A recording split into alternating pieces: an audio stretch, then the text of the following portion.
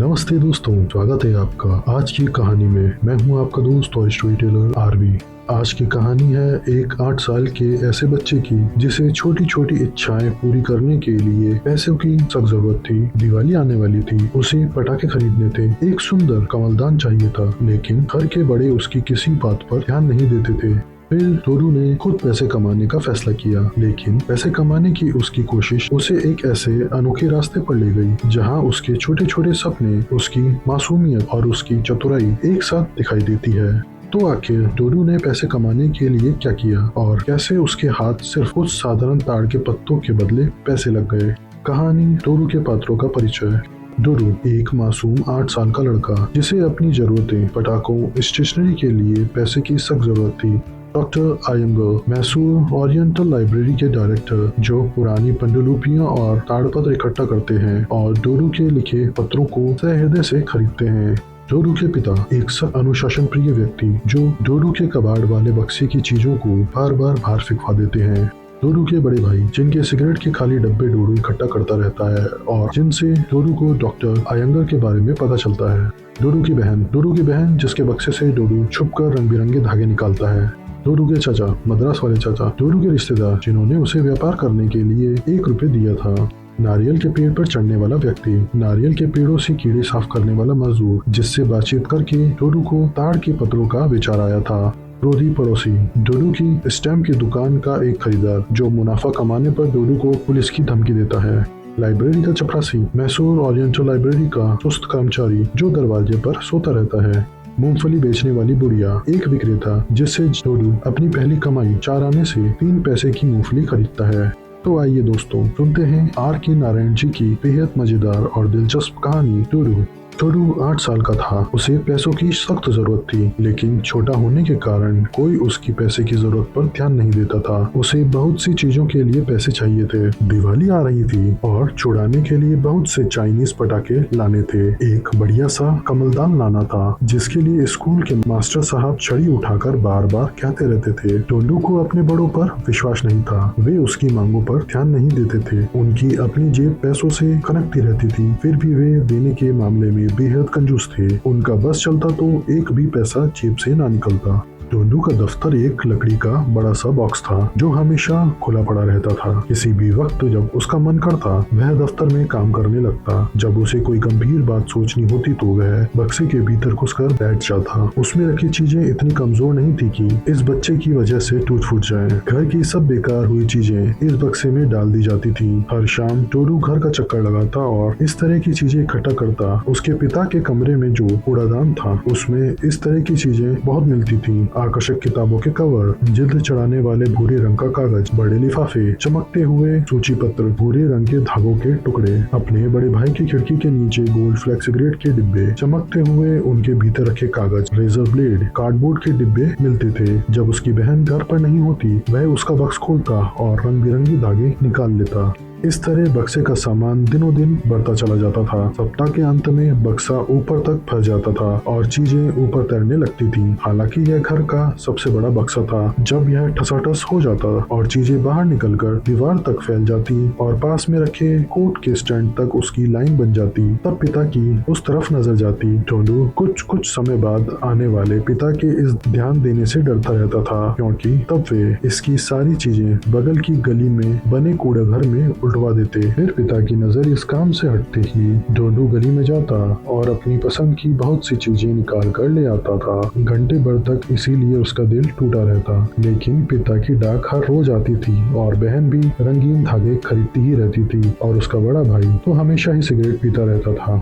डोडू बक्से में बैठा सोच रहा था कि पैसों का इंतजाम कैसे किया जाए। उसे ख्याल आया कि एक दफा पहले उसने जो धंधा किया था पैसा इकट्ठा करने के लिए, क्या उसे दोबारा शुरू किया जाए। मद्रास वाले उसके चाचा ने उसे 1 रुपए दिया था। उसे लेकर डोडू फौरन पोस्ट ऑफिस चला गया था और वहाँ से उसने 12 भूरे स्टैम्प, 4 हरे स्टैम्प और 4 पोस्टल कार्ड खरीदे थे। फिर उसने एक टुकड़े मुड़े मोटे कागज पर अंत में लिखा स्टैम्प की दुकान और उसे अपने कमरे की खिड़की पर लटका दिया। दिया था जो सड़क की तरफ खुलती थी। उसके खास खरीदार घर के ही बड़े बूढ़े थे, पिता को छोड़ के, और उन्होंने सब चीजें इतनी तेजी से खरीद ली थी कि उसे बड़ा आश्चर्य हुआ। इन पर वह 3 पैसे प्रति स्टैम्प मुनाफा लेता था। अंत में एक कार्ड रह गया जिसे खरीदने एक पड़ोसी आ गया, पर उसे जब ढोंडू ने कीमत बताई तो वह आपे से बाहर हो गया। वह पागल की तरह चिल्लाने लगा और बोला कि वह पुलिस में रिपोर्ट करेगा। ढोंडू यह सुनकर डर गया, लेकिन फिर भी उसमें इतनी हिम्मत थी कि वह पूछने लगा कि बिना किसी फायदे के कोई क्यों कहीं से खरीद कर कोई चीज बेचेगा। लेकिन अंत में उसने इस खतरनाक पड़ोसी से पीछा छुड़ाने के लिए कार्ड उसे बेच ही दिया।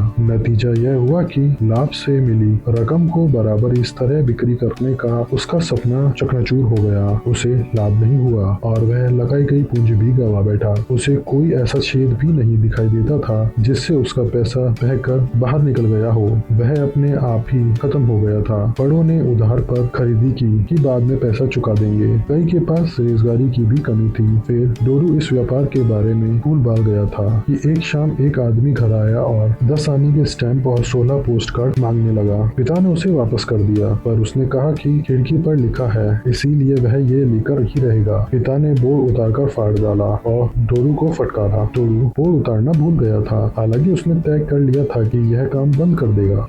इस समय बक्से के भीतर बैठा वह मन ही मन अपने अनुभवों से प्राप्त शिक्षाओं का आकलन कर रहा था। पहली शिक्षा यह थी कि अपने बड़ों से वह किसी प्रकार की सहायता या सहानुभूति की आशा नहीं कर सकता। दूसरी शिक्षा यह कि अगर चाचा उसे फिर से 1 रुपए दे दे तो वह उसे पहले की तरह व्यापार में नहीं लगाएगा। यह बेवकूफी की योजना है। टिकट वगैरह खरीदना और बेचना एक बेकार सा काम है। खरीदने का हिस्सा तो शायद सही था, लेकिन बेचने का पहलू इस परिभाषा में नहीं आता था। एक तरफ से यह बिना कुछ कमाए उन्हें फेंक देना था।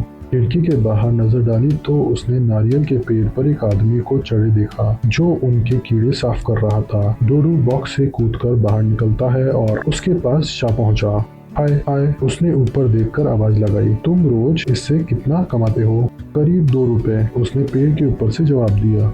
2 रुपए? यह तो काफी ज्यादा कमाई है। तुम्हें नहीं लगता कि और कामों से यह ज्यादा है? डोरू ने पूछा। आदमी हंसा और जवाब में अपने बीवी बच्चों के बारे में कुछ कहा। डोरू को इस आदमी पर आश्चर्य हो रहा था। इतने पैसों से तो वह पता नहीं क्या क्या खरीद सकता है। ढेर सारे चीनी पटाखे, आसमान तक ऊंचे ढेर और मिठाइयाँ और पेंसिलों से भरे बक्से। क्या मैं भी ये कर सकता हूँ? उसने पूछा। हाँ, क्यों नहीं, जवाब मिला। लेकिन नारियल का पेड़ तो बहुत बड़ा होता है। वहाँ तक पहुँचने पर ही 2 रुपए मिलेंगे। वहाँ तक पहुँचा कैसे जाए? अच्छा सुनो, डोडू चिल्लाकर बोला, ये कीड़े इससे ज्यादा पास नहीं मिल सकते। नहीं, नारियल वाले आदमी ने कहा, ये पेड़ के ऊपर ही छिपे हैं और नारियल के भीतर घुस जाते हैं और उन्हें निकाल कर नीचे डाल देते हैं और मुझे हर पेड़ के 3 आने मिलते हैं। उसने कुछ मुलायम पत्ते उखाड़े और उन्हें नीचे फेंक दिया। डोडू ने एक पत्ता उठाया। यह बहुत आकर्षक था, लंबा, मुलायम, पीला। उसने अपने अंगूठे से उसे खरोंचा। उसका निशान पड़ गया। वह फिर लाल हो गया। उसने एक और पत्ता उठाया और उस पर अपना नाम कुरिद दिया। वह भी बहुत सुंदर था। उसे एक विचार सूझा। उसे एक घटना याद आई जो उसके भाई ने माँ को सुनाई थी। उसके एक भाई के दोस्त ने एक पत्ते को लाइब्रेरी में बेचा था जिस पर कुछ लिखा था, यानी इससे पैसा कमाया जा सकता है। दूसरे दिन सवेरे उसने सामान्य ढंग से बात छेड़ी और भाई से यह कहानी फिर सुनी। भाई ने बताया कि स्थापत्य विभाग के डायरेक्टर डॉक्टर आयंगर ने मैसूर ओरिएंटल लाइब्रेरी के लिए एक पत्ता खरीदा था जिस पर एक ऐतिहासिक विवरण लिखा था। डोरू ने बड़े ध्यान से लाइब्रेरी और डायरेक्टर का नाम सुना। उसी शाम वह लाइब्रेरी के लिए चल पड़ा। मन में वह सपने देख रहा था कि इस दिवाली पर वह ढेर सारे पटाखे चलाएगा। बड़े से गुंबद वाली लाइब्रेरी की इमारत को देखकर वह डर गया। उसे लगा कि उसे इसमें जाने भी दिया जाएगा या नहीं। एक दरवाजे के बाहर चपरासी बैठा था जो घुटने ऊपर किए ऊँग रहा था। उसने बड़ी इज्जत से उससे कहा, मैं इस इमारत के दफ्तर में उसके सबसे बड़े अफसर से एक जरूरी काम से मिलना चाहता हूँ। चपरासी ने उसकी बात पर कोई ध्यान नहीं दिया। वह बैठा उसी तरह सोता रहा। जोरू इमारत में घुसा और इसके बड़े बड़े कमरों और गैलरियों को देखता खुद को बहुत छोटा महसूस करने लगा। चारों तरफ पत्थर की मूर्तियां रखी थी, जिनके साथ लगे पत्थर पर काफी कुछ लिखा हुआ था। बहुत से पंडित रंगीन शॉल पहने लंबे लंबे ताड़पत्रों को पढ़कर कुछ काम करने में लगे थे। सब कुछ इतना विशाल और शानदार था कि जोरू ने वहां से भाग जाने का विचार करना शुरू कर दिया। हॉल बहुत बड़ा था, जहाँ की निस्तंभ शांति में उसे अपने दिल की धड़कन सुनाई पड़ने लगी। लेकिन अपनी सारी हिम्मत बटोरकर वह एक बहुत बड़ी मेज के सामने खड़ा हो गया, जिस पर पगड़ी बांधे और चश्मा लगाए एक पहलवान सा आदमी बैठा था। जोरू ने बहुत ही धीमी आवाज में उसके सामने खड़े होकर कहा। पहलवान ने सुना तक नहीं। सर, जोरू ने फिर कहा। इस बार उसकी आवाज जैसे चिल्लाकर बोलने की थी। पहलवान इस बार चौंक पड़ा और सिर उठाकर देखने लगा, लेकिन उसे कुछ दिखाई नहीं दिया। क्या आप डॉक्टर हैं? आवाज ने प्रश्न किया। आदमी आवाज के खड़खड़ेपन के कारण आश्चर्य में पड़ गया था। उसने आंखें इधर उधर दौड़ाई तो उसे मेज की सतह के पास काले बालों का एक टुकड़ा दिखाई दिया। कुर्सी पीछे सरकाकर वह उठा। उसने देखा कि मेज के उस पार गंदी सी निक्कर और कोट पहने एक छोटा सा बच्चा खड़ा है। उसे अच्छे व्यक्तित्व वाले विद्वानों और छात्रों से ही मिलने की आदत थी। तुम यहाँ क्या कर रहे हो? उसने पूछा। मैं एक डॉक्टर से मिलने आया हूँ, जोरू ने जवाब दिया। आप डॉक्टर हैं? हाँ, तुम कौन हो? जोरू एक कुर्सी पर चढ़कर खड़ा हो गया। अगर आप डॉक्टर हैं तो मेरे पास आपके लिए बड़ी अच्छी चीज है। मैंने सुना है कि आप ताड़ के पत्रों के लिए, जिन पर कुछ लिखा होता है, काफी पैसे देते हैं। ऐसी चीजों के लिए आप 100 रुपए भी देते हैं। यह कहकर उसने जेब से कुछ बड़े मुड़े पत्ते निकाले और उसे दिए। डॉक्टर के लिए यह मनोरंजक परिवर्तन की तरह था। उसने मुस्कुराकर उन पत्तों को देखा। एक पर जग, नाक और घोड़ा बना था और लड़के का कन्नड़ में डोडू नाम लिखा हुआ था। दूसरे पत्ते पर ये वाक्य लिखे थे। गाय एक पालतू जानवर है, यह राम की किताब है। तीसरे पर अंग्रेजी में part of pig, fear, baby और AABCFG लिखे थे। डॉक्टर को पढ़ने में कोई दिक्कत नहीं हुई। उसने पत्थरों और तांबे की प्लेटों पर राजाओं द्वारा लिखाए गए कठिन लेख पढ़ने में सफलता प्राप्त की थी। उसकी तुलना में डोडू द्वारा लिखी भाषा टेढ़ी मेढ़ी और छोटी बड़ी होते हुए भी बड़ी आसान थी।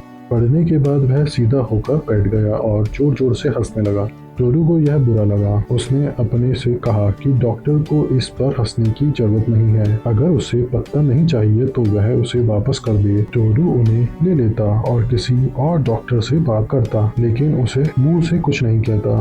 डॉक्टर ने पूछा, तुम्हें किसने बताया कि मैं ऐसी चीजों के लिए पैसे देता हूँ? जोरू ने वह सब बता दिया जो उसे भाई से पता चला था। डॉक्टर का चेहरा मनोरंजन से खिल रहा था। तुम बड़े अच्छे लड़के हो, वह बोला। तुम वही चीजें लाए हो जिसकी मुझे जरूरत थी। मैं इसे खरीद लूंगा। उसने पत्ते रख लिए और जो भी सिक्के उसकी जेब में थे निकालकर जोरू को दे दिए। यह 4 आने थे। सिक्कों में 4 आने काफी ज्यादा लगते हैं। जोरू ने खुशी से वे रख लिए। तुम किसके बेटे हो? डॉक्टर ने पूछा। जोरू इसका जवाब नहीं देना चाहता था। वह सौदा गुप्त था। मुझे पता नहीं, उसने अबोध भाव से कहा। मेरे पिता किसी दफ्तर में काम करने जाते हैं। तुम्हारा नाम क्या है? डॉक्टर ने फिर पूछा। राम स्वामी, जोरू ने कुछ रुक कर जवाब दिया। यह नाम गलत था। घर पर उसका नाम डोडू और स्कूल में लक्ष्मण था।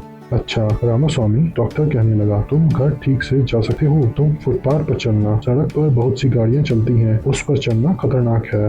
जोरू एक बुढ़िया के सामने जाकर खड़ा हो गया जो मूंगफलियां बेच रही थी। 3 पैसे में उसने उसकी जेब भर ली। मूंगफली खाते हुए उसने सामने के मैदान में घास चरती गायों को देखा। सूरज चमक रहा था और वह बहुत खुश और संतुष्ट महसूस कर रहा था। आप सुन रहे थे RK नारायण जी की लिखी कहानी टोडू।